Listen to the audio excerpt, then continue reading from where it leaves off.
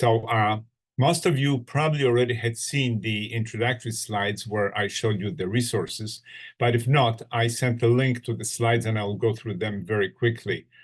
So this is the resource set for today. By the way, I should say that today we're going to work primarily on accessing and working with images, and there will be two different aspects of that. We'll work with both the notebook and the portal aspects for the image access. So for the resources, if there's anything that you think I should expand on, please go ahead and raise your hand. I can certainly see this. But the important part is that all of you, if you want to follow with the speaker, with the presenter, you need to go to data.lsst.cloud. And again, just follow either the notebook aspect, which is, again, one of those landing pages in data.lsst.cloud, or you can go for the portal aspect, and that's another one of those front-end buttons. The resources are also listed here.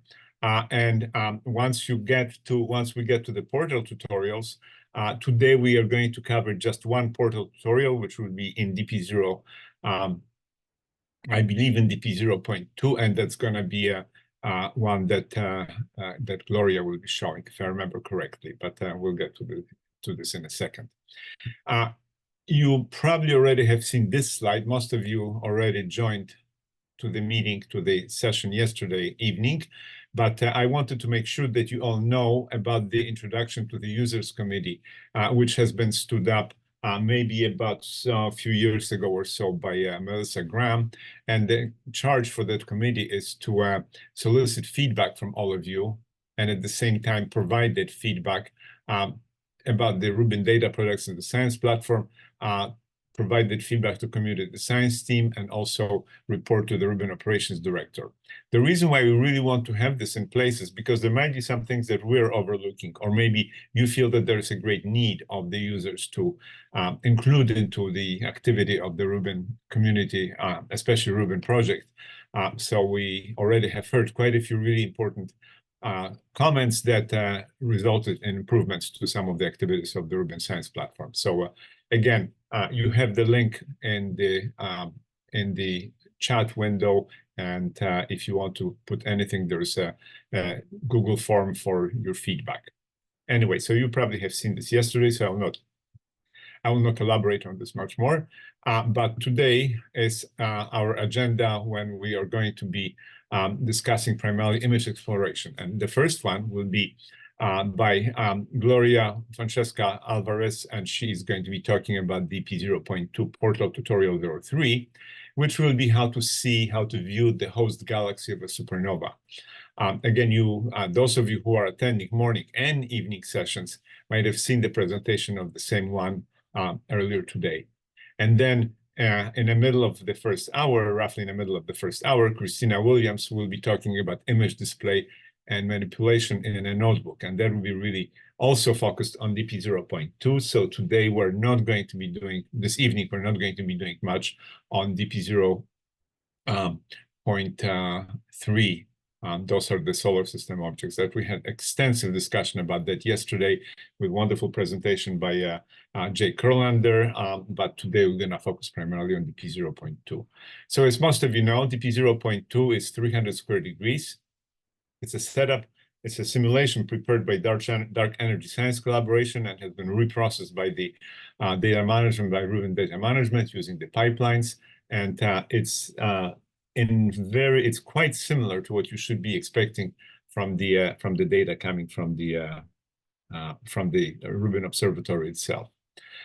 So one thing that I need to mention also is that towards the end of session B, after our short break, we're going to do brainstorming on some projects that you might be interested in putting together in form of maybe some presentation on a last day, which means for you it would be on Thursday. And also, maybe you would like to have a more of a clarification or extended discussion of some of the presentations that we had during the main session during the first hour. There's few topics from the previous years when people wanted to do new delegates meet and greet. People wanted to sort of get together and find out what they're working about. You probably remember there was a slide deck that I suggested for everybody to contribute to, and that's a good opportunity to basically go off to the breakout room. I will make probably about 6 breakout rooms, and if there's any interest in expansion of the material that is presented in the presentations in the first hour, I certainly will be very happy to make those. Do let me know. Don't be shy. Just put the information onto the Slack channel, or you can even put it into the chat window, which I certainly can see. All right, at this point, I should stop and ask whether there are any questions. So go ahead and raise your hand. You can put it into chat, whatever you feel comfortable with.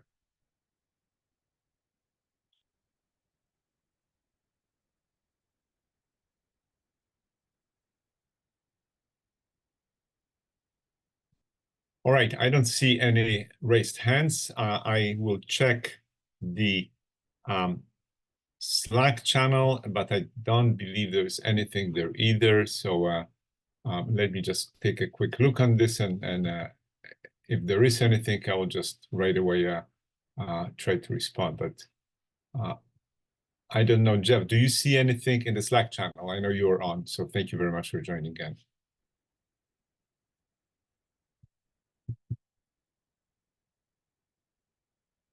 No?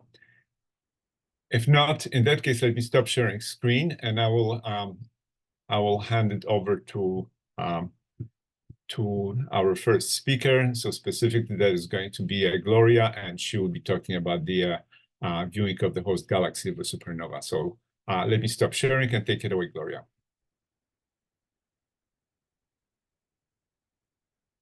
Okay. I think you're muted. Oh, good.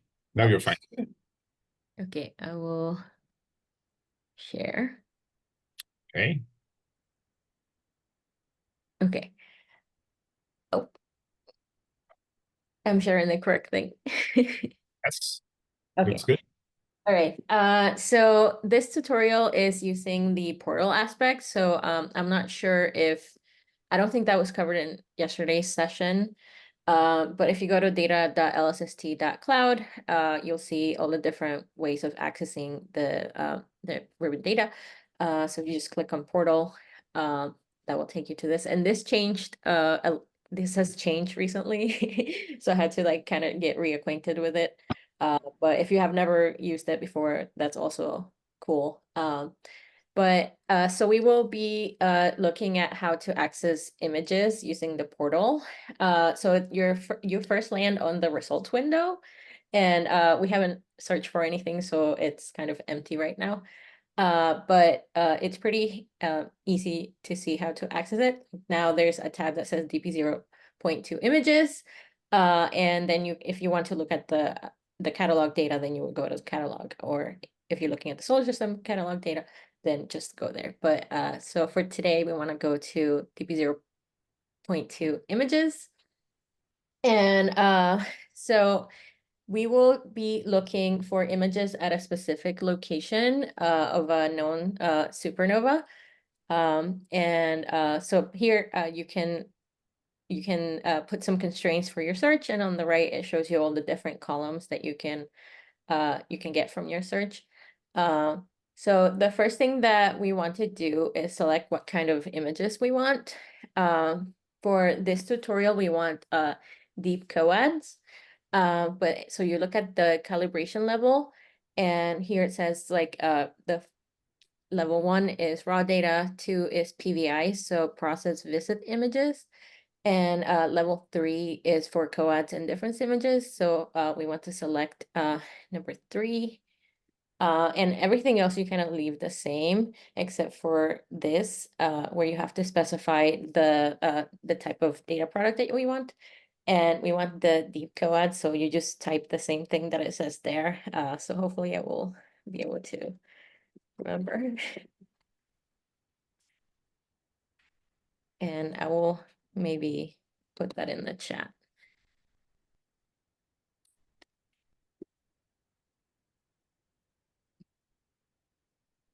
And then I guess I can also share the tutorial that I am using, so that people can follow along.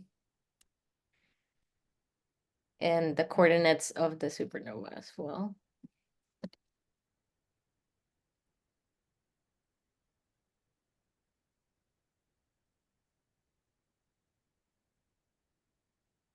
Okay, so in the location, we want to select observation boundary contains point, which is the default.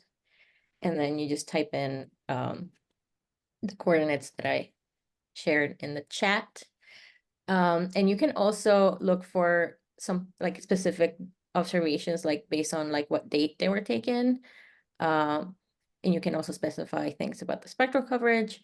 And I guess if you know an object ID, but we're not doing any of that today. And you just leave everything in the different columns as it is. And then you just click search.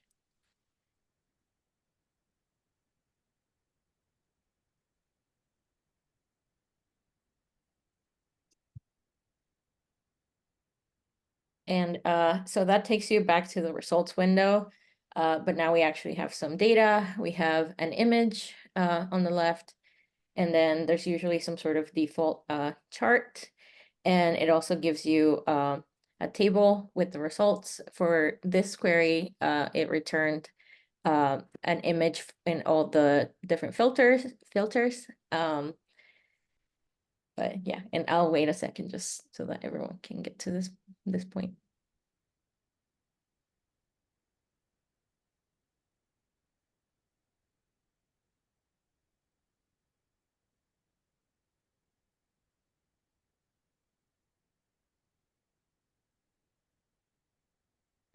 So the first thing that we can do is to actually display all the 6 images at the same time.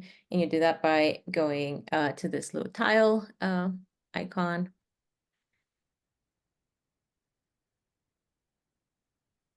And this might take a second depending on like how many people are trying to get these images right now. Interestingly enough, that was a bit of a bottleneck this morning. I think that when Nandini was showing this in some cases, it just would take a long time. But it's great. I think it's much faster now than it was this morning. Yeah. Yeah, I figured there wouldn't be as many people. But yeah. Okay. So yeah, so now we have displayed 6 an image, a deep coat in all of the 6 filters. And just a thing, you may see that the whatever is highlighted in the table is also highlighted in the images, which is cool. But so right now we have this chart which we're not really using. So one thing that we can do is change what is actually being displayed. And to do that, you go to this little, I guess, hamburger menu, and you can change how the results are laid out. Currently, they have the images, a chart, and a table, but we just want the table and the images, so we can select this right here. And you'll see that now you don't see the images. So if you want to go back to what we were looking at before, you want to click on the data product tab here. And I have what you want. But yeah. And you can like zoom in on the different images. But if you wanted to make sure that anything that you do to one image happens to the other ones, we can align them and lock them. And to do that, you go to this, I'm not sure what the little icon is, but you just go to the one next to the arrows, and you can align them by different things. For this one, we want to align and lock by WCS. And now you will see that if you zoom in on one image, it also does that in the other images. And I believe in the tutorial, they also have a little, the directions of equatorial, J, 2000, north and east. So we can do that, add that as well. And that's in the tools dropdown. But can add that. And these images are centered in the center of the patch, I believe, not necessarily the coordinates that we gave it. So to do that, to actually center on where we think the supernova happened, we would go to the center drop down menu, which looks like a little center. But you can just enter the same position that is in the chat. Okay. And if you hit go and mark, that should now have a yellow circle on top of the actual coordinates that we were interested in. But if you, for some reason, move away from that, you can go back to the center dropdown, and your most recent position should be still saved. So you can click that. That'll take you back. And you can zoom in using your mouse or your trackpad, or you can use this to zoom in.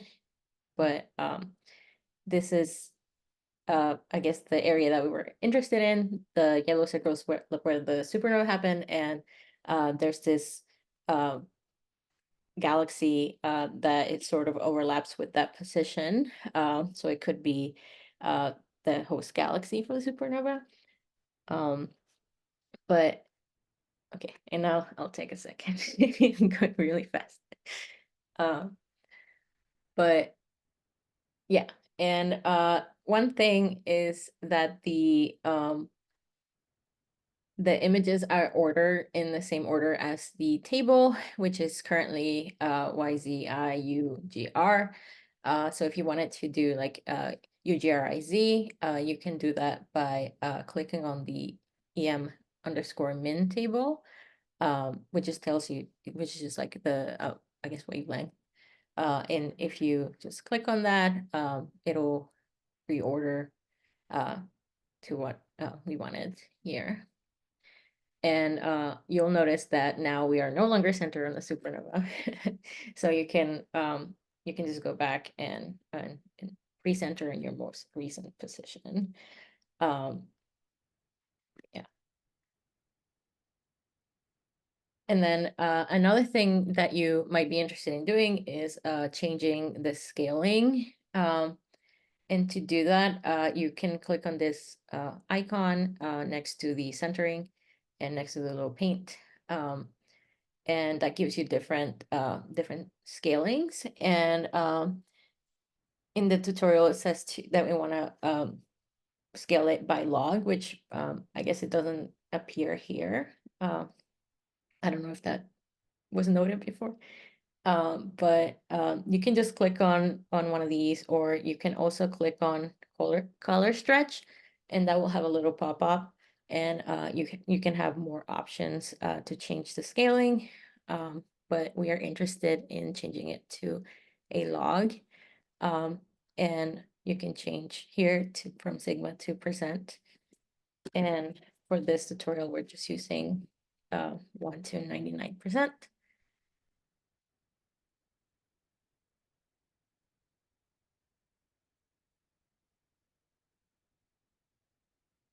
And I guess the point of doing that is that now in some of the images, you can actually now see that there's another potential host galaxy. So here, that wasn't really visible before, but there's another potential galaxy that's at the same position as a supernova.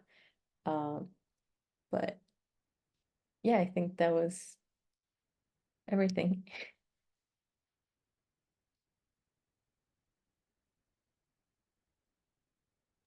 All right, time for questions. If anybody has any questions, any clarification, please do ask.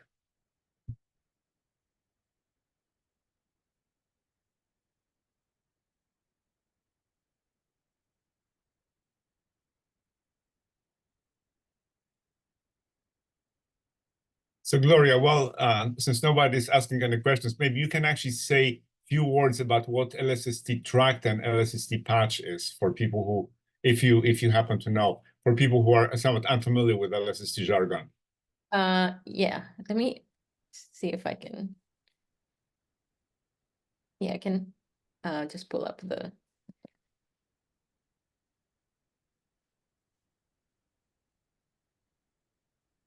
Are you seeing the data product? Yeah, okay. So yeah, so the deep coads are divided into tracks, and each track is divided into patches.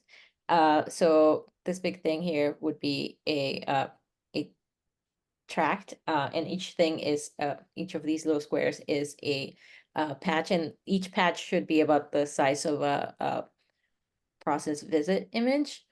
And I believe you can also, yeah, there's a way to see that here, but I wasn't prepared for that, so I'm not gonna not gonna do that. I'm sorry to put you on Yeah, a spot here, but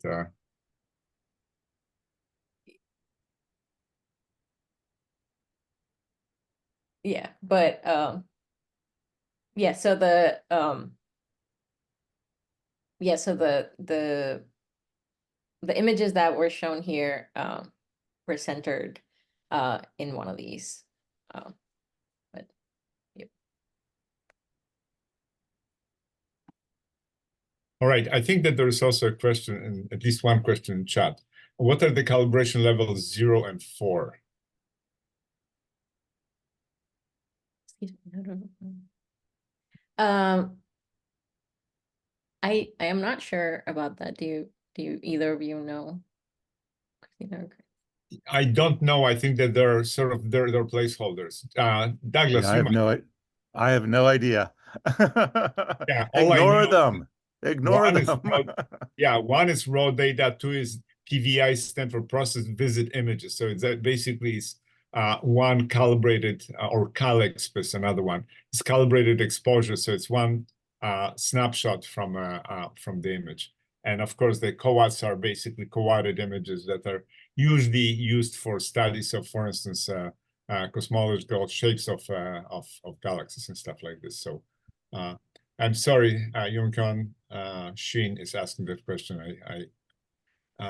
No, I'm sorry, that was Lyle Shin. And then there is Yang Kyung Shin from Cassie saying how to remove pinned image panel. I'm not sure what that means. I think he might be referring to the fact, remember that little icon that is the second one from upper right hand side? Oh, yes. This thing? In an upper right hand side above the images, there's a little link, and I think you can actually unpin. If I remember, I don't know if that's what you're talking about. On what is pinned currently? He clicked the pin by mistake. Oh, okay.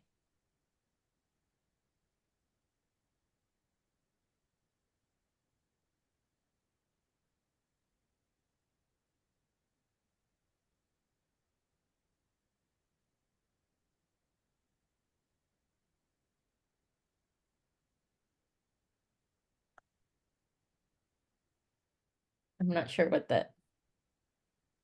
happened. Sorry. There is apparently some kind of pinned image panel on top, where the little number 2 is. So I wonder. Oh, I see. Okay. And you want to go back to, okay.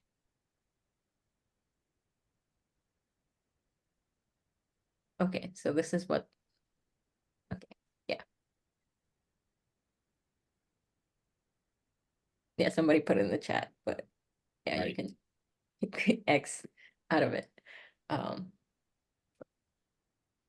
Yeah, Firefly is incredibly powerful. In order to know every single little feature that it has, probably would take even us months, if not years, to try everything out. As you probably know, the heritage of Firefly is from a infrared data processing center from IPAC at Caltech, and it's been developed a long time ago for, I think, primarily for analysis of even IRAS data to begin with, and it was updated and improved, if I remember correctly.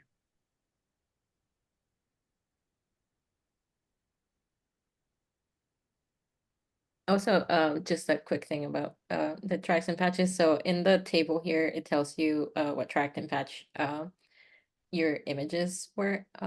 So if you wanted to in the future just go back to at least that track and patch, you can just specify it here. So that's something useful that you can do really quickly in the portal. Let me read the question from the from Slack channel. In general, how do I know which data product subtype to use? And do you want to answer this, or should I answer it, Gloria? I know only this one. So if you want to use specifically, if you want to look for deep coads, you would you just type this one. I'm not sure where do you know where the list of them is? Well, I think that was related to the previous question. So just underneath of observation type and source, it says one is raw data, two is PVI. PVI means process visit image. So that's one of those, whatever, 30-second exposures. And coads, basically, it's the images put on top of each other. But also as part of coads, there is such thing as difference images if you want to see for instance, look for variable sources. So I don't know if that answers Gideon's question.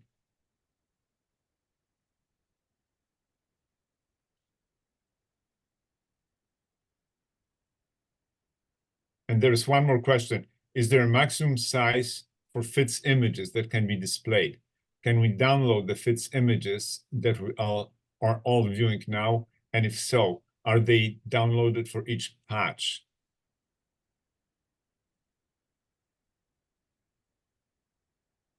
I'm sorry, what is I'm the just question? reading the question from the Slack channel. The question is there a maximum size for FITS images that can be displayed?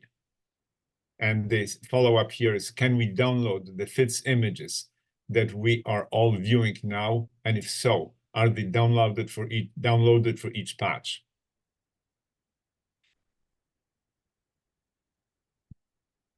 Do you know the answer to that? Unfortunately, I think that this is something that is a bit of a mystery and possibly even a bug in the portal, that there is the downloading is not obvious. Where does it get downloaded into? I think that came up this morning, if I remember correctly.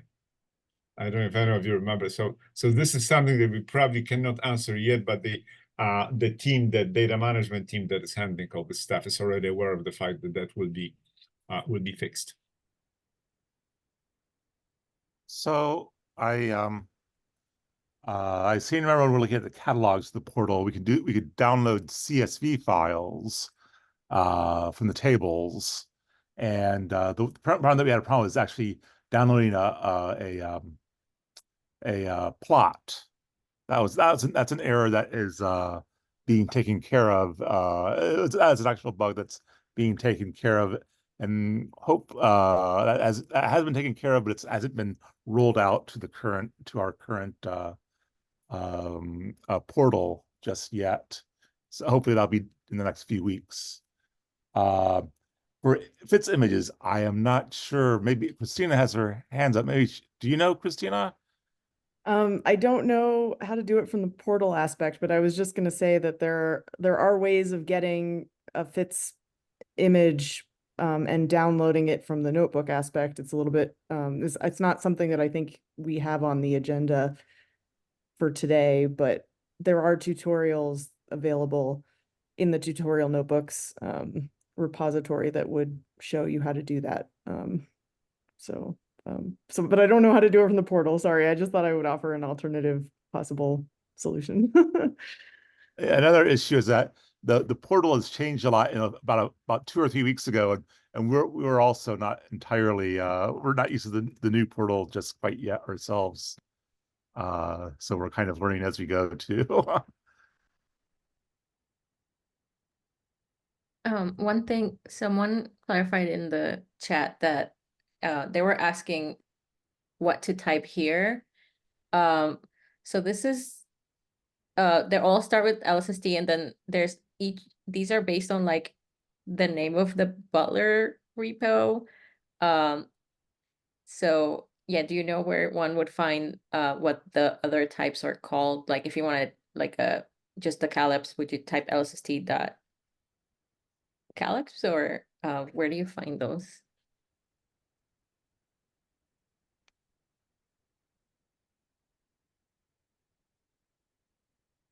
because That's this just, I this vaguely just lists recall the one.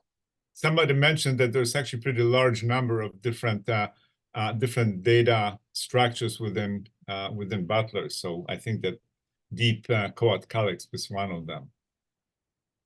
I think, yeah, we did kind of talk about this a little bit this morning. Jeff knew that there are a large number of types there, but I think the ones that are most commonly used from the images are deep coad, then underscore calyx, then plain calyx, and also DIA image. But I don't know. Those are the only three I'm familiar with, I think.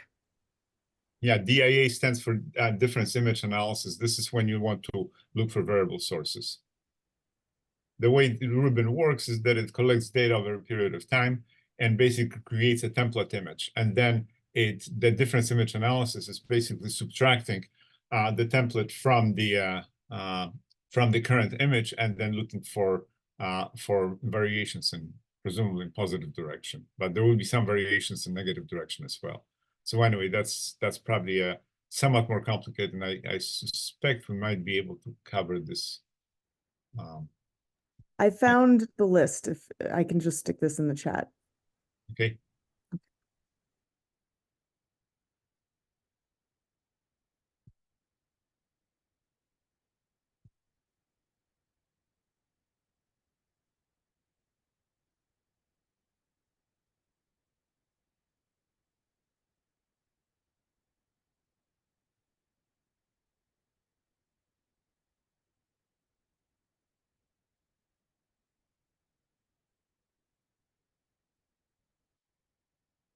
So I haven't tested these out in the portal, but this seems like it might potentially be the right list of images that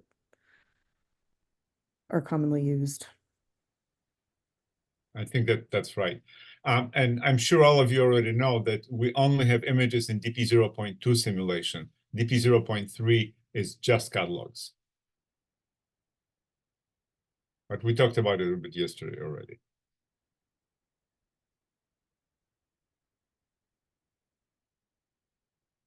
All right, I don't see any other questions or comments, so maybe at this point we can thank Gloria and have Christina continue with her or start her presentation, which is also on images, but using the notebook aspect. Yes. Thanks, Gloria and Greg. I'm gonna pick up here and show how to access and manipulate images in the notebook aspect. So sorry, I should introduce myself. I'm Christina Williams. I'm at Noir Lab in Tucson, Arizona, and I'm a part of the community science team. Okay, so we're going to go back to the main page, the data.lsst.cloud for the Rubin Science Platform, and we're going to click on the notebook aspect. So I'm assuming everyone's already logged in because you were going through the portal tutorial with Gloria. So we're going to click on the notebook aspect, and it's going to take a second.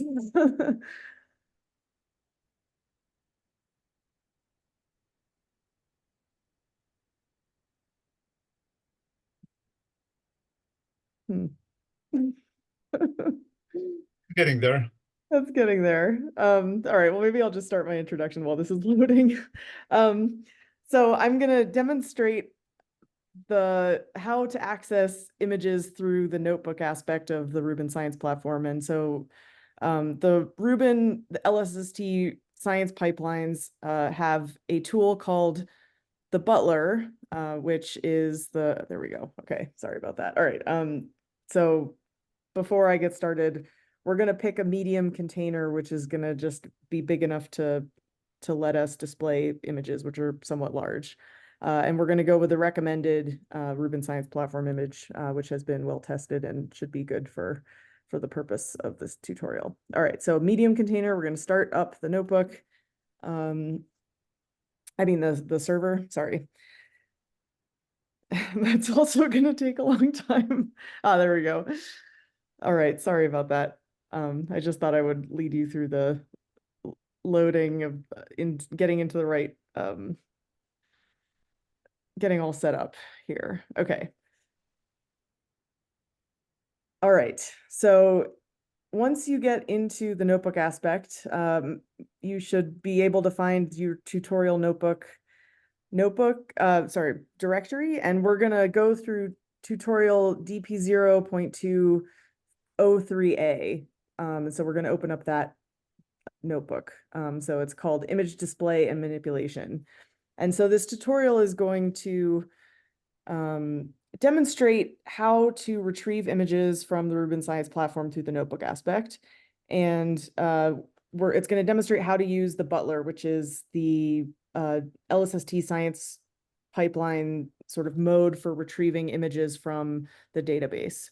And it's also going to, we're going to sort of explore what those data products look like. So they're images, but they also contain a lot of metadata that comes along with the images that are very useful for science analysis on those images. So we're going to take a look at what is contained in these image packets that get returned from the Butler. And then we're also going to look at some of the LSST science pipeline packages for image display and manipulation. So in particular, we're going to look at what's called AFW display. So AFW display stands for astronomical framework. And so that's just what AFW stands for. And the Butler is part of a different package called the Data Access Framework. So these are all LSST specific packages, and I'll demonstrate how to use those. So before we get started, we're going to import some Python packages here. So we're just going to import some plotting packages from Matplotlib. We're also going to import some basic AstroPy packages, including ones that let us work with world coordinate systems for plotting on sky coordinates, and also some visualization tools like making RGB images, red, green, blue color composite images. Then we're going to also load in some of these Rubin science pipeline packages, including the AFW display package, the Butler package, and like you saw yesterday, we're gonna also import the TAP service, because that's going to be a way for us to access some of the data that comes from catalogs that were measured from the images that we're going to work with. All right, so before we get started with looking how to retrieve images from the notebook aspect, we're just going to define a few convenience functions up front. So images in Rubin images are very large, so we're going to just define a quick shortcut function so that we can easily remove images and free up memory in the notebook while we're working. So we're going to compile that. We're also going to define a couple of convenience functions to make small cutouts. So Gloria told you about patches and tracts and these sort of the big unit images that are stored in the Rubin science sort of the Rubin database. So it's convenient to be able to make small cutouts of those bigger images. And so we have two specific functions where we're going to cut out deep coat images. So that's what this one is. And then we have a separate one for cutting out CalExp files. And CalExp files are, Gloria talked a little bit about this, but these are the individual exposures on a given night with a given filter in a given detector. So these are just individual exposures that ultimately go into creating the deep coat images over many years. But the CalExp, we also want to be able to work with those. So this is a cutout function to make cutouts out of the CalExp files. And then we're going to also compile this function to create RGB images, and that's useful for displaying color information because you can make a color composite from 3 different filters. So we're just going to do that also. Okay, so AFW display is a built-in package in the LSST science pipelines that enables you to work with images in the format that they're stored in the Rubin database. So in order to do that, we have to set a backend. And so the backend is just sort of the way that we're going to interface with the plotting and visualization tools. So there's a few different backends you can use. I'm just going to demonstrate how to use it with matplotlib as the backend. So there's other options. Matplotlib is nice and repeatable, and a lot of people know how to use matplotlib, so that's a convenient example. Another example of a backend for AFW display is Firefly, which Gloria demonstrated in the portal. So that's a more interactive interface that lets you sort of interact with the images in a more dynamic way. But I'm not going to demonstrate that. I'm just going to show how to do it with matplotlib. Okay, so we're going to set the backend to matplotlib. And then because we're using matplotlib, we can set some default parameters for the aesthetics of these images. So we're going to say, we're going to tell matplotlib how to display the axes, the font sizes, the color schemes, and things like that. So that's what we're going to do here, and just set these default parameters. Okay. So now we're going to get started with how to grab data from the Rubin database and how to visualize those images. So the first thing that we're going to do is we're going to instantiate the butler. And like I said before, the butler is the LSST science pipeline's mode for accessing images in the database and retrieving them so that the user can use them.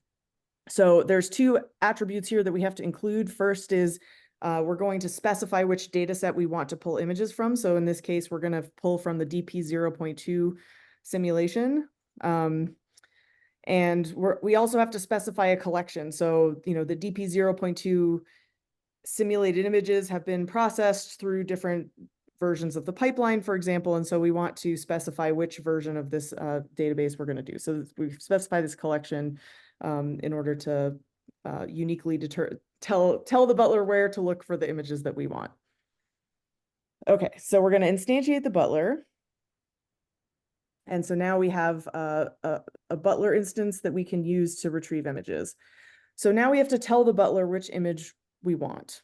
So the images are cataloged according to various parameters. So for a CalExp file, which, like I said before, was an individual exposure on some night in some filter with some detector.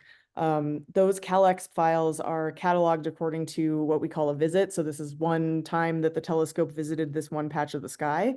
And then from that patch of sky, that visit of the patch of sky, we have to tell the butler which detector we want to retrieve the image for. And here we have listed what filter, so it's listed the I band, but actually each visit uniquely is linked to a specific filter. So every time the telescope visited a patch of the sky, there was a filter associated with that visit. So you don't actually need to specify the band here. The visit will automatically have a band, but in any case, we've put it here so that you know that we're looking at an I-band image.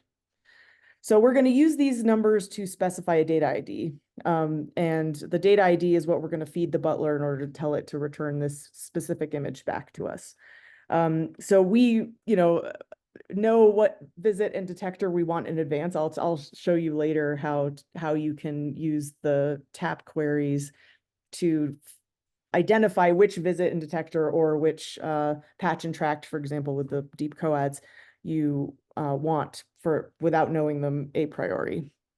Okay, so here we're going to tell the butler to please retrieve a CalExp file with this data ID, and then we're going to store the result in this CalExp variable.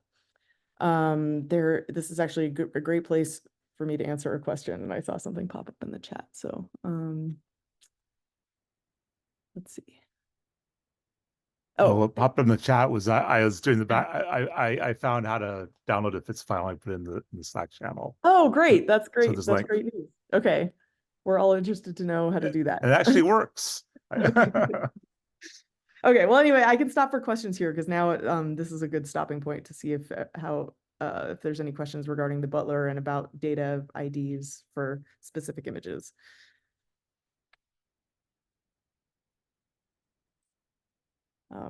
But if not, I can also keep going. Please feel free to interrupt me as questions come up. Okay, so we have a CalExp image stored in this CalExp file, or sorry, variable now. So now we're gonna demonstrate how to visualize the image that is contained in what the butler returned to us. And so we're gonna use AFW display to visualize the image. So the first thing we're gonna do is define the image to plot. So we're just going to use, we said that the backend is matplotlib, so we can use matplotlib to tell AFW display what to do. So we're gonna start by defining a figure, and then we're going to feed. We're going to ask AFW display to plot in this figure here. And then we're going to say that we want the display to have certain pixel scaling. And I mentioned earlier, so this variable holding what Butler returned to us, which is the sort of image package. It's not just the image like a FITS file contains with a single pixel map on sky and some header information. It's also got other things attached to it. So it's not so we need to specify to AFW display which sort of extension of this file calexp we want to plot. So in this case, we're going to plot the image. And so by specifying image, we're pulling out the sort of the on-sky pixel values of this calexp. So I'm going to run this. And then we're going to plot it. And so this is what our calexp file looks like that we retrieved. So you can see there's little galaxies and stars in this image. One thing to notice is that the X and Y axes are plotted in X and Y pixel values. So that's sort of the axes that are plotted here. So that's great, but that's also not always what everybody wants to do. So I'm also going to demonstrate how you can use the metadata in the calexp file to retrieve the WCS information and then plot it in RA and DEC instead of in pixels. So that's what we're going to do next. So in order to do this, we're going to make use of the AstroPy WCS package. So here we're going to, again, start a new figure. Actually also in this example, so the last example I showed you how to plot this using AFW display functions. In this cell, not everybody wants to use AFW display, but there are ways you can display images using matplotlib, which people might be more familiar with. So actually this cell is showing how to plot the images entirely using matplotlib and not using AFW display. So that's also a useful thing to know. Okay, so we're going to, again, define the figure with matplotlib.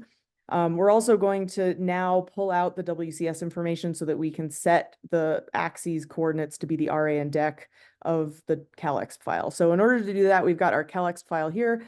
We're going to use this function called getWCS, and then you can also add this getFits metadata, which is just another thing to sort of reorganize the getWCS format into what AstroPy wants to see, because this WCS function here is an AstroPy function. So this sort of converts the WCS information into something that AstroPy can understand, and then we set the projection for the plot to be the WCS of the calexp. So another thing we need to do is we need to specify the extent of the image. So the image has sort of a bounding box around it that is defined by the values of the corners, and so you can use this get B box, which pulls out the bounding box information, and then you can define an extent to send to a matplotlib function. So we're going to use matplotlib's imshow function to do this. So the calexp variable that we've been working with so far that was returned by the butler, we mentioned that there's a lot of other extensions and metadata associated. So in order to turn it into just a 2D pixel array of fluxes, we're going to say calexp.image.array, and this is going to give just a 2D array of fluxes in each pixel to matplotlib to plot. So okay, so we're gonna plot this, and it's going to take a minute. But now you can see this is the same calexp file that we were working with, but now it's plotted in RA and DEC because we've pulled out the WCS information and have now plotted it in its geographic coordinates. So that's great. So maybe I'll pause again here for questions before I move on to the next stage.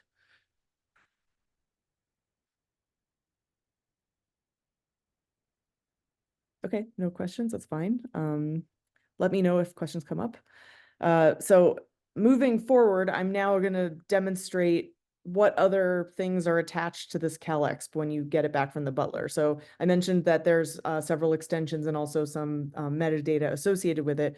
One of the things that is useful for science is to know which pixels on this detector are maybe flagged as problematic for some reason, and you maybe want to exclude them from science analysis. And so to help science users do that, there is also something called a mask associated with each CalExp, and the mask is just a pixel mask that tells you which pixels were flagged as bad or should not be used, or a variety of other things.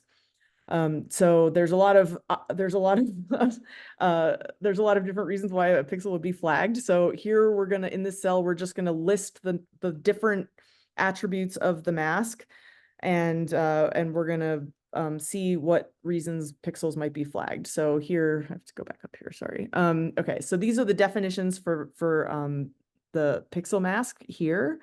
So you can see that there are just bad pixels. These are, when we plot the pixel mask, you're going to see that these are plotted up in red. CR means they were hit by a cosmic ray, so these are in magenta. Pixels near the very edge are in yellow, and then also you can see here detected pixels refer to pixels which are associated with a detected source, like a real on-sky source. And so that is, those pixels are flagged as being associated with a real source, and they come up as blue. So we're gonna visualize now one of these pixel masks so we can see what this looks like. Okay, so here, so this cell is now going to plot the pixel mask next to the CalExp on-sky real image. So in order to do that here, we're doing again with AFW display. We're just going to do CalExp.image again to plot the actual on-sky pixels. And then we're going to have a second frame here, which is CalExp.mask. And this is going to be the extension of this sort of multi-dimensional image that contains the pixel mask. Okay, so we're going to run that cell. And we're going to wait for it to plot. It's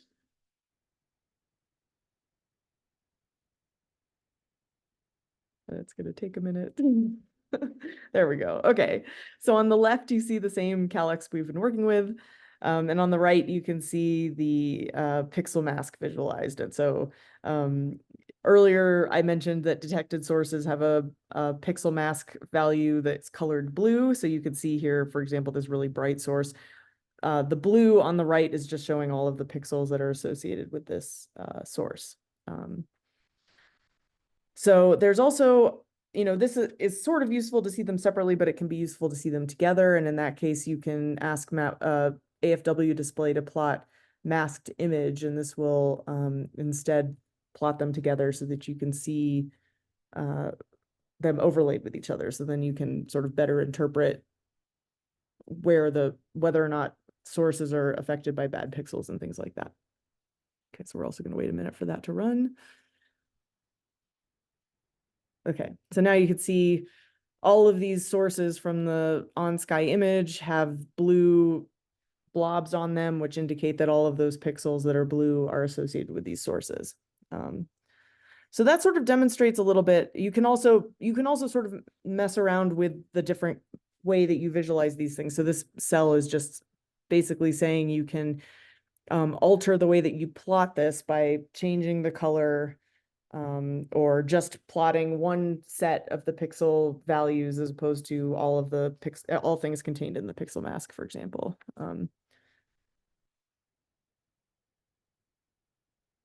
And that's also going to take a minute. Okay, so we've sort of demonstrated a small number of the things that AFW display can do, but there are a lot more methods in this sort of Python package. So you can sort of explore what else is there by asking it to plot the full method list here. And so you can see there's a lot of other functions and things that can be used for science. So I'm not going to run through any of these, but there's also some documentation on the web to learn about all of these different methods. So it's a very powerful package, and there's a lot that it can do. All right, so why don't I again pause for a second to demonstrate before I move on. and see if there's any other questions. Okay, there's a question.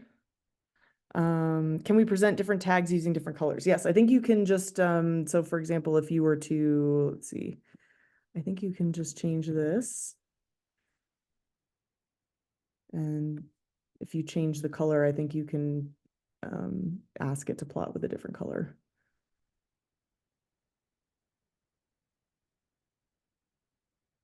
But it's going to take a second. There we go. See, now all the pixels are in green instead of in blue. So does that answer the question?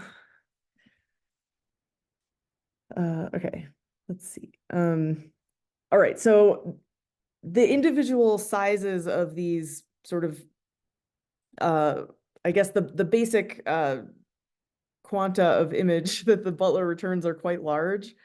And so it's nice to be able to crop the images to be smaller. So I'm just going to demonstrate how that works.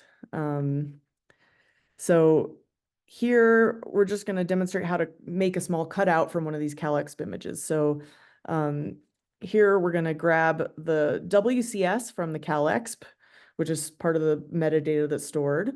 And then we are going to use this function called pixel to sky, and we're going to figure out what the RA index is for the pixel values for this specific location in the image by these pixels. And so this is going to tell us that, so for this location in the image, the RA index is printed here.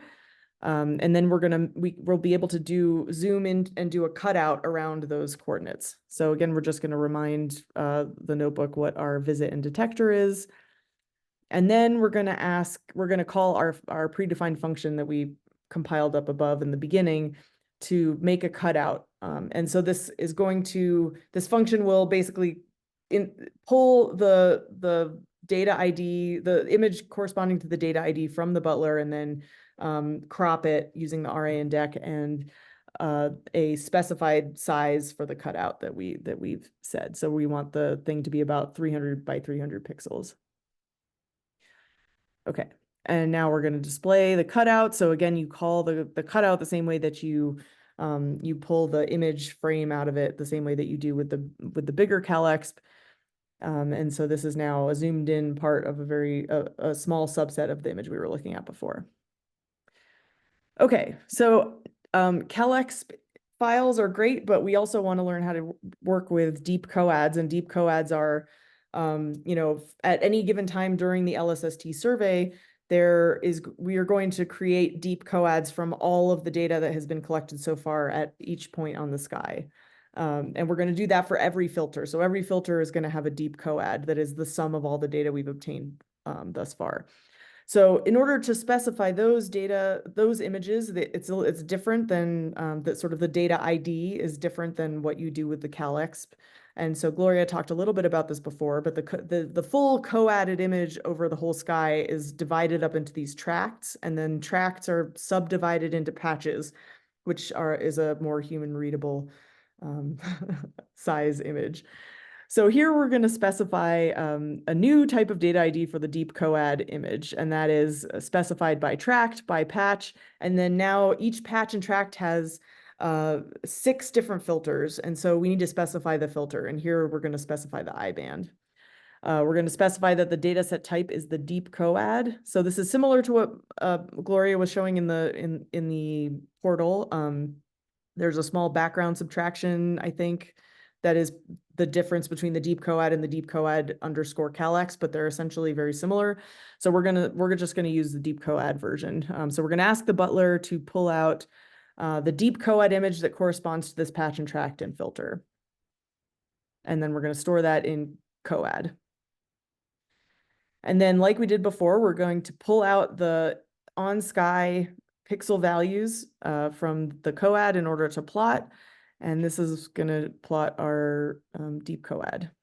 Okay, so this is a different part of the sky than we were working with before. This is now, we picked this patch and tract because it contains this cool galaxy cluster in the lower left. And so that's very nice to look at. Okay, so now like we did before, we're going to pull the WCS. So again, this is plotted in pixel coordinates. You'll notice, however, that the pixel coordinates don't start at 0, 0, and this is a reflection of what Gloria mentioned, that all of these patches are part of a greater tract. And so this, but they all, the pixel values sort of join up with each patch. So this is a subset that's sort of in the middle of the tract where the pixel originates in the middle. It's not at 0, 0. Just to explain where that came from. Okay, so we're going to pull out the WCS for this patch and tract deep coad so that we can now identify the RA index of the center of the cluster. So we guess that the center of the cluster is around X and Y pixel values of these in our deep coad. So like we did before, we're going to use the pixel to sky method to pull out the RA index. And this seems to be going very slowly. So I'm just going to wait for this to finish pulling out our WCS. Are other people that are following along with us seeing that the notebook is kind of slow, or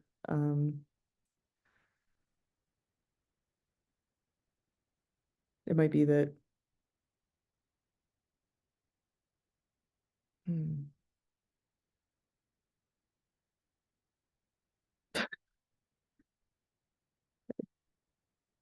Well, are there any questions? And while we wait for this to, okay, here's some, that's good. Other people's aren't slow.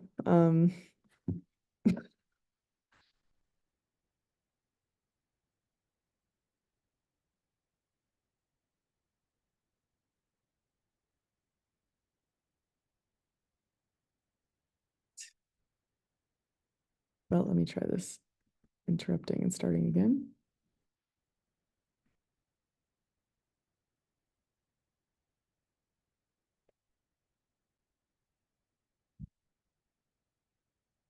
How am I doing on time? I'm running over. I can see that. Okay.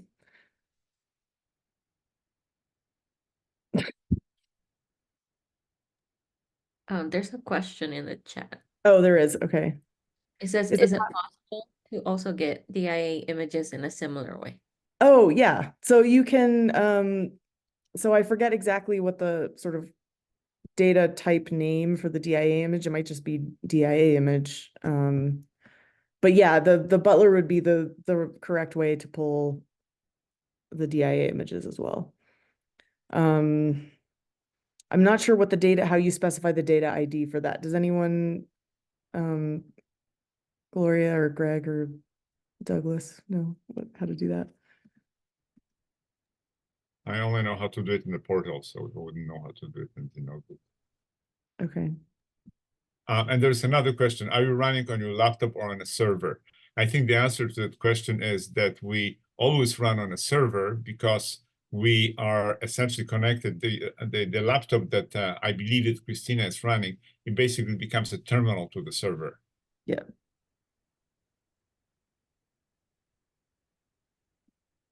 Well, I'm not sure this has happened to me before, actually. Seemed to have been fine earlier today, so you know, we don't have anything specific after your presentation, so you know, even if it takes a few minutes, you know, it's okay. It doesn't even look like it's computing though, so that's sort of worrisome. Shouldn't it display that it's how long it takes to, maybe this notebook doesn't have that. Oh yeah, it says, okay, well, it's not even letting me cancel the,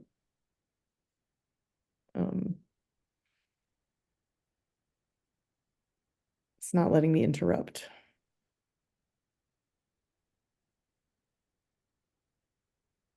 Oh. Is anyone else getting internal server error? Okay. yeah, yes. Both Gloria and Gideon, I think, are having difficulties.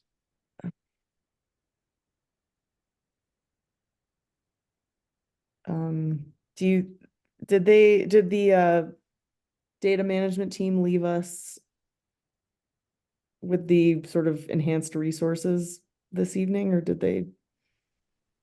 Well, they're quite aware of the fact that we're running slow on resources. Let me see if there's anything, you know, One how possibility, Christina, you might yeah, want to I'm stop and restart the server by going to going up to your to the URL and deleting everything after NB, the data after data.lst cloud/NB, uh, all that and type home and no, then it's use that. more serious of a problem because I tried to start from scratch and I'm getting immediately 500 internal server error. Ooh, okay. Yeah, so Okay. I don't know. It's if you happen to have, oh yeah, you can see Now that. it's saying that. All right, so should I restart? Let's see. It's somebody says that mine works again, so let me just Okay. try. All right. Sorry, everyone. Okay, I don't know if mine's not working yet.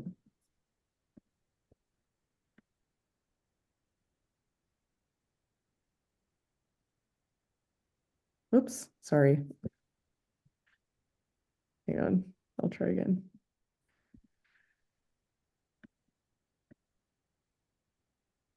Yeah, I can't, it's giving me the internal server error. I have problems too. Yeah, same here.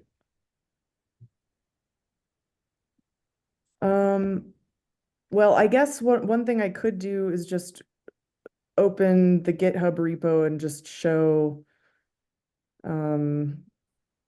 there should be an HTML version that I can at least show in the meantime while we wait for this problem to get resolved. Probably the right thing to do, I think. Okay, let me see if I can. I was gonna try I was trying to data-int, which is at least accessible to us, but I'm not anyway. Oh wait, maybe I am having success. If you Oh, data I mean that, working or yeah, I mean anyone who's on the team can do that, but the EP0 delegates won't have access to that, but you can still at least step by step. Douglas, do you remember where the HTML versions of the rendered notebooks are? It's not Oh. because GitHub. Or Oh, okay. I think it is in the set of slide decks that I showed in the beginning. There's this tutorials examples, and so let me just put this into. I'll also take a look in I ran into it earlier. Yeah, I don't know if this is the one that you're thinking about, but let me just put it there, and you might be able to find it.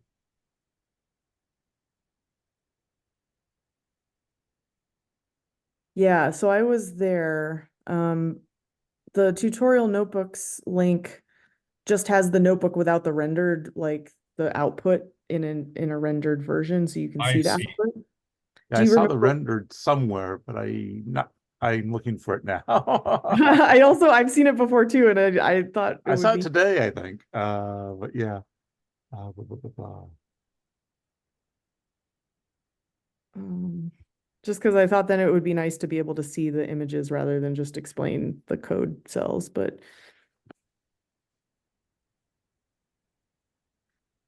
Okay, so yours is DP 0.2. It's the 3A, right? yeah, 3A, yeah. Okay, let me see if this is rendered, fully rendered. It looks like the ones on GitHub are not rendered. I know that there is this one because I've seen it maybe 2 or 3 days ago or so. Yeah, I saw I it too. found it. I found the link. I found the Great. link. Okay. Okay, and I will send the I'll put it in the chat. Okay. All right. Brilliant. Yes, thank you. Okay. Hang on, I'll share my screen and then we'll just pick up where we left off. All right. Okay, so luckily we've saved rendered versions of the notebook so we can just so this is sort of similar, it just has all the output plotted already, so you don't need to run the cells. So let's go to where we were before. We were farther along. Okay, here we were. Okay, so we were going to zoom in. So we had the deep coad on the galaxy cluster, and we pulled out we got stuck pulling out the WCS, but now we're going to use the WCS to zoom in on the center of the galaxy cluster, which we determined are at X and Y pixel values here. Again, we're going to convert to RA and DEC using pixel to sky method. And I guess as a side note, so then we're going to feed this RA and DEC center and the data ID for our deep coad, and we're going to feed it to this cutout coad function. One thing you can do is do help with the name of the function, and it will spit out the relevant information you need to know from something you defined up above so that you can what parameters to feed it. So we're going to feed the cutout coad function, the Butler instance, the RA and DEC of the center of the galaxy cluster, the filter we want, which is the I-band, the dataset type, which is deep coad, and then in this case, we're going to say that the edge size, we want it to be about 500 pixels.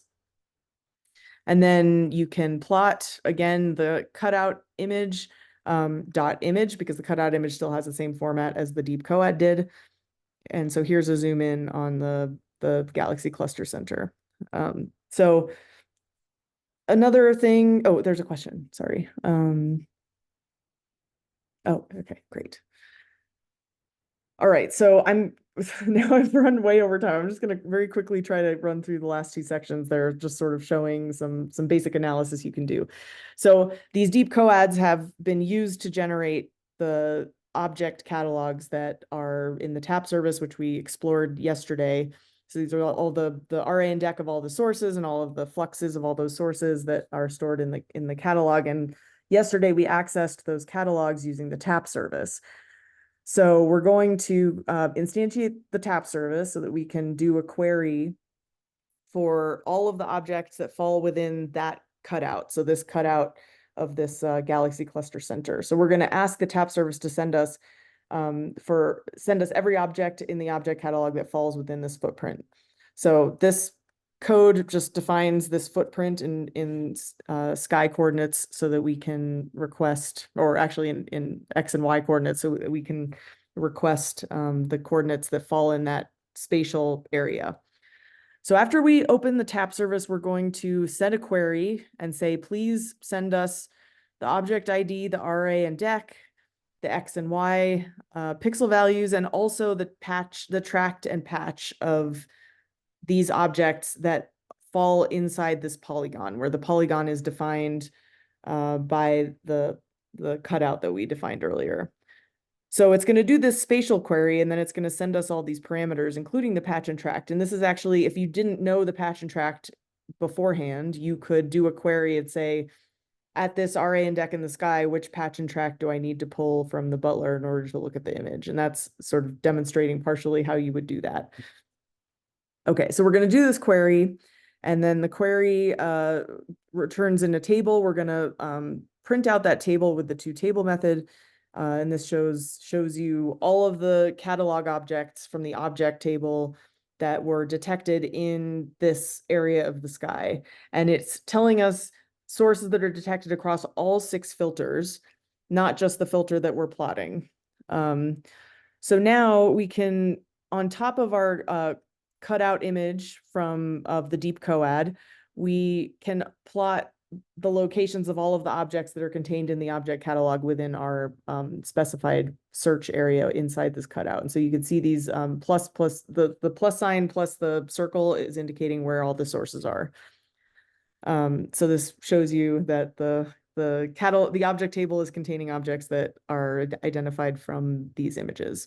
And then the last quick demonstration is how to sort of visualize the color information from multiple images with different filters using an RGB composite. So we're going to take 3 different LSST filter images and assign one red, one green, and one blue, and then we're going to make a color composite so we can see the different colors of these objects. So this code is just demonstrating how to do that.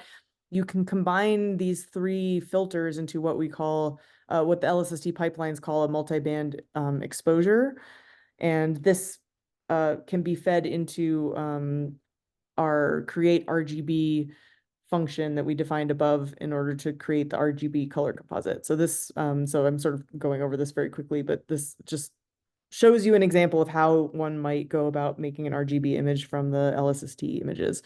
And so here you can see this on the one on the left is just if you take the flux values in each filter at face value and merge them together into the color composite, but you can also sort of alter the relative scaling of these pixels so that you enhance certain colors over others. And so that's what you see on the right side.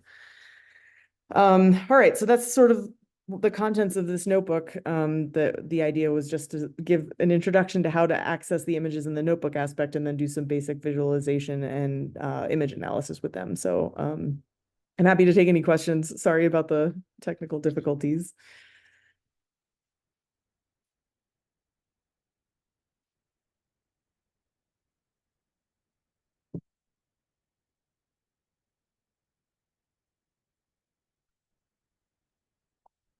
I don't see any questions in the Slack channel.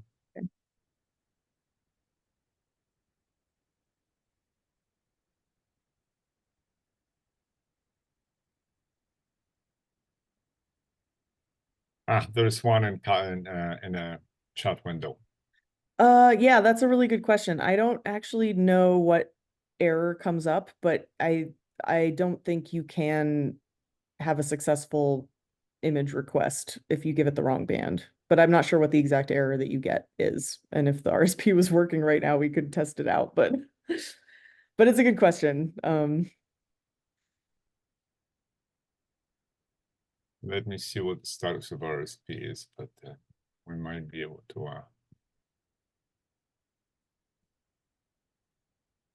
Christina, RSP is working again. Oh, great. Okay. Yeah, I just tried it. Okay. So I guess we could test that out. Yeah, we have plenty of time because I think that this is now time to go into short break and then breakout. So in place of Okay. breakouts, you can actually try to do this. Okay, I'm just loading up the RSP again. Share my screen, I guess.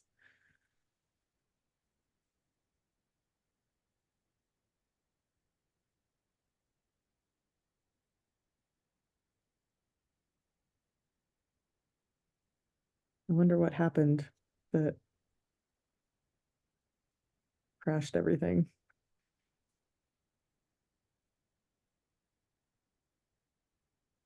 All right, so oh, this is already open. Okay, so let's see. I'll just run through some of these things to get to the point where we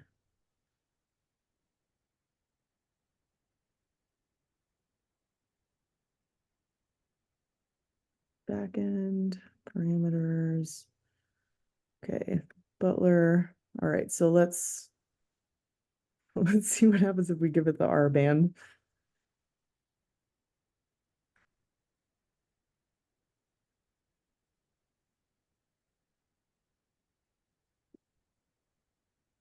Nothing.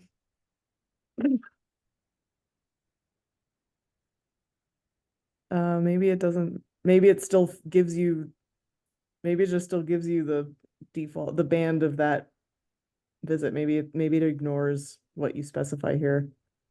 That would be my guess because the visit by definition has a very specific filter, right? Yes, yeah. Yeah, so it must just ignore that extension if you add it. That would be my guess.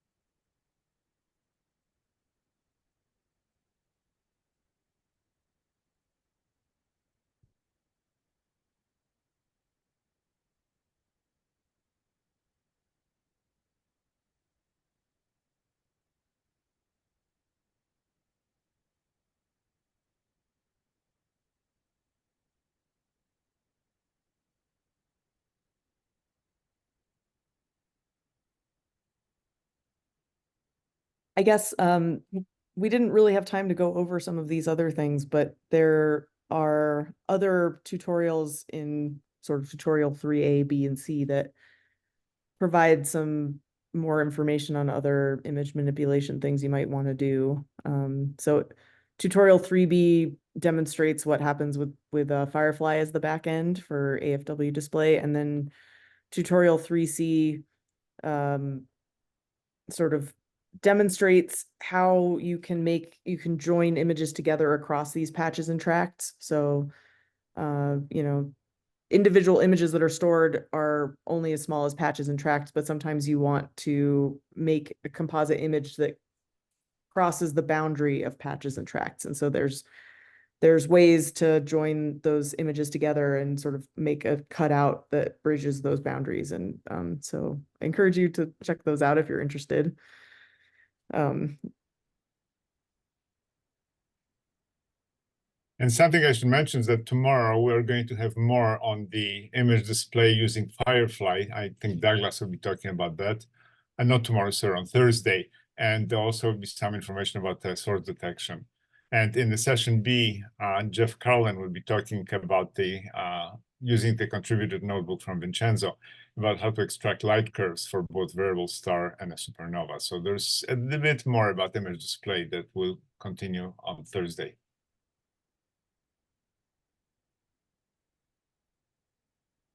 Okay, well, I think I'll stop sharing in case.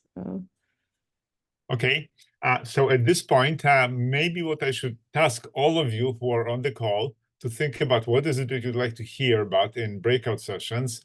And I will set up some breakout sessions while you're getting your coffee, and then we'll rename them and we'll try to assign people who are familiar with that particular subject. So feel free. Just send us a note, probably ideally in either Slack channel and chat, but Slack channel is better.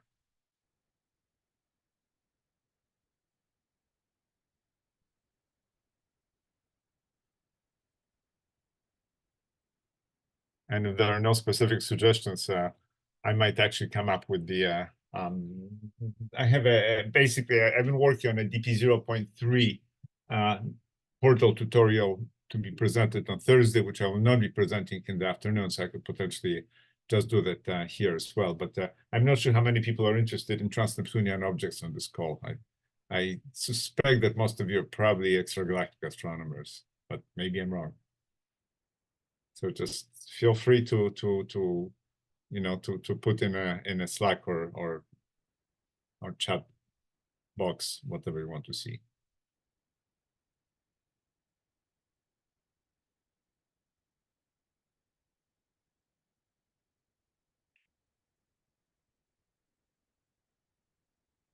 All right, so if I don't see any requests, so at this point, I'm going to actually take executive break and I will get myself a cup of coffee. So don't mind me, I'll see you. And let's reconvene here at 8:30, okay? Sorry, at whatever time it is, 6 minutes from now.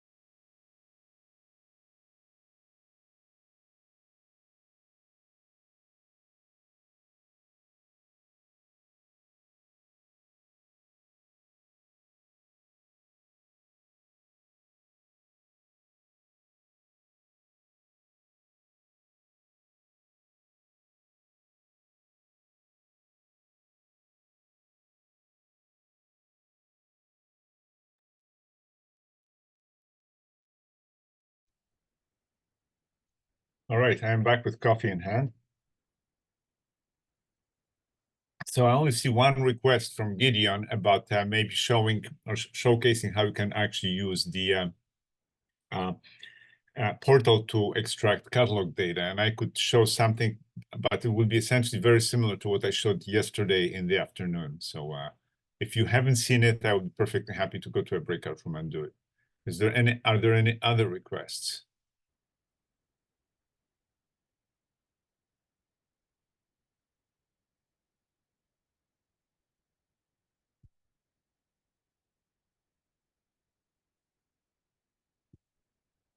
So basically what I showed is what Gloria will actually be showing tomorrow morning in a session. It's basically a light curve of the supernova using catalogs. So On Thursday. or Thursday, sorry, that's what I meant. By the way, talking about which, thank you, Gloria, for reminding me to remind everybody that there will be no session on for you on Thursday morning, which is Wednesday evening our time, but there will be session Friday morning your time, which is Thursday evening our time. So there's one 48 hours from now, but not 72 hours from now.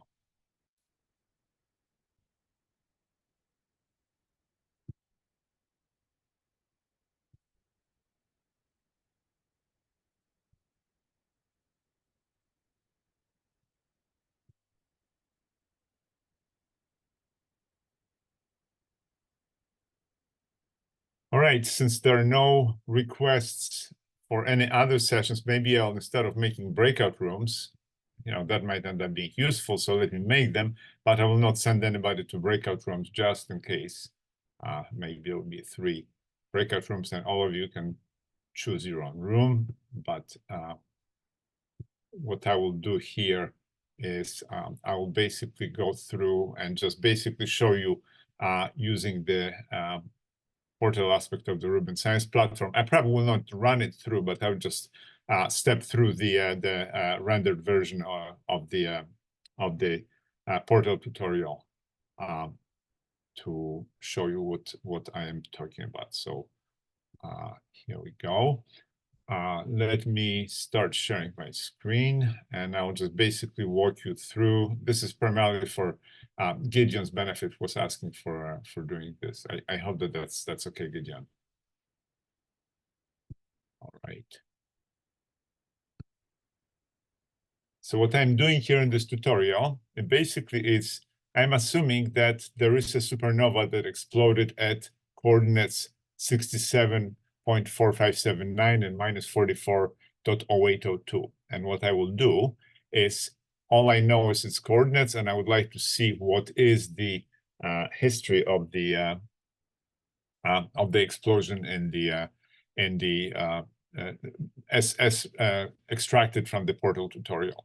So the first thing I need to do is I need to find out what is the object ID for this particular source in order to be able to put that object ID into a search to be able to find the light curve for the object, okay?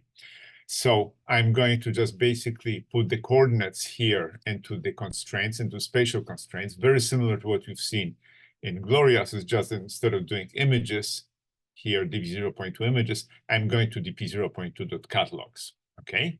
So I'm basically entering the coordinates, entering the radius of search. I'm only, since I know the coordinates pretty precisely, I don't have to have a very big radius, so that can be pretty fast. And then when I click on a search button, I get the object ID that will be now the supernova object ID for my further study. The next step is I can go through the other part of the portal instance. I would go to ADQL part rather than user assisted part, and I would pick up whatever there is in this cell here, 2.2, and I would just basically pick it up and then plot and then put it into the box that would appear, and that would allow me to create some plots. So what I specifically would be doing here is I would be plotting the absolute the PS mag, which is here, is converted from nanojansky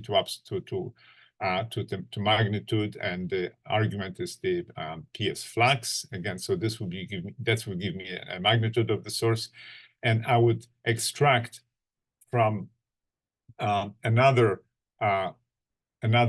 table. I would extract also the time of the observation. So now what I could do is I would generate a table that looks like what you see here on the left-hand side. There's array, there's declination, there's an object ID, and one of the columns that I extracted will be this column that is known as midpoint TAI. So this is the time of observation of the of this particular pointing. So there are multiple pointings for this particular source, and you can see that now I can use the little gear button here on the upper right-hand side to select the proper plot coordinates, and what I selected here is the time versus the apparent magnitude.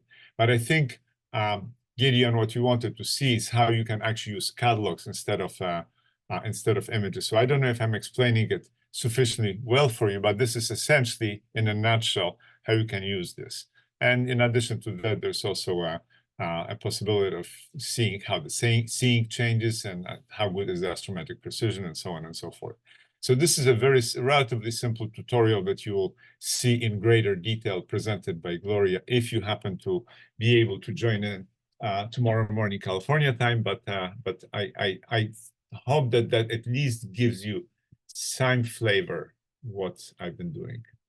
That's the one that you're planning to show tomorrow, right, Gloria?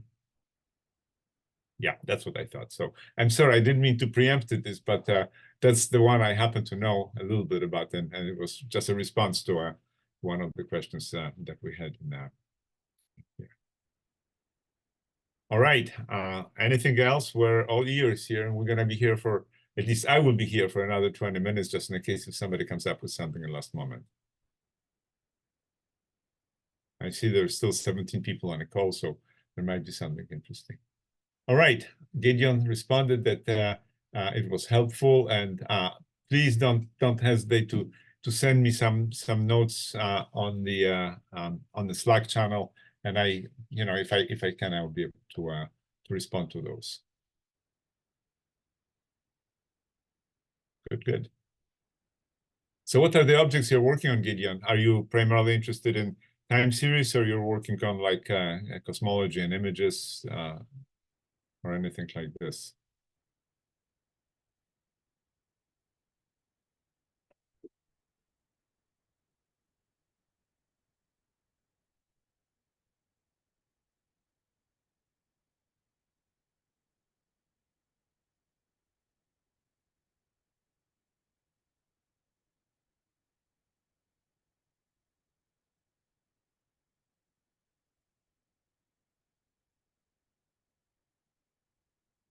So sounds like it's primarily a cosmology team if you're interested in images of extragalactic objects. That's a very common interest, I guess. So I'm assuming that CASI, that's one of the institutes in Korea, is that right?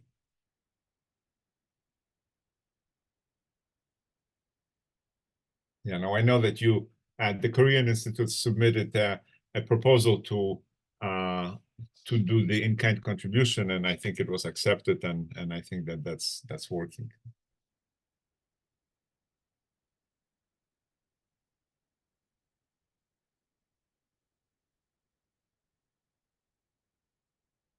Well, this is wonderful that you guys found an opportunity and time to join us here. This is really terrific. Let me just see if there's any interest in any breakout rooms. No, I see that there's nothing specific that I might want to pick here.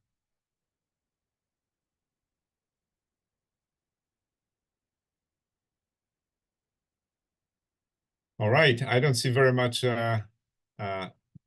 interest or need to continue. I'm just looking at what kind of things you guys are working on. Cosmology, great.